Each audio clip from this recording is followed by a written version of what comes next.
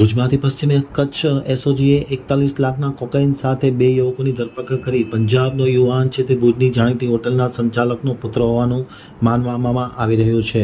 ભુજમાંથી પશ્ચિમ કચ્છ એસઓજીને મળેલ ચોક્કસ બાતમીના આધારે 41 લાખના કોકાઈન સાથે 2 યુવકોની ધરપકડ કરતા ભારે અફડાતફડી મચી જવા પામી હતી.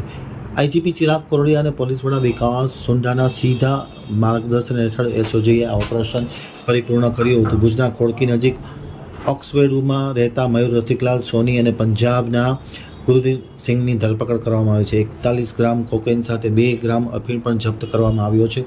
પંજાબથી માલ લઈને આવી અજાણ્યો શખ્સ આપી ગયેલો કાર, રોકડ રકમ, મોબાઈલ સહિત 46.20 લાખનો મુદ્દામાલ પશ્ચિમ કચ્છ એસઓજીએ ના પોલીસ ઇન્સ્પેક્ટર શ્રી ગઢવીએ કબજે કરી ધોરણસરની કાર્યવાહી હાથ ધરી છે. ખાસ કરીને ભુજમાં કોકીનની સપ્લાય થતા હોવાની ચોક્કસ બાતમીના આધારે પોલીસે આ સફળતાપૂર્વક ઓપરેશન પાર પાડ્યું હતું.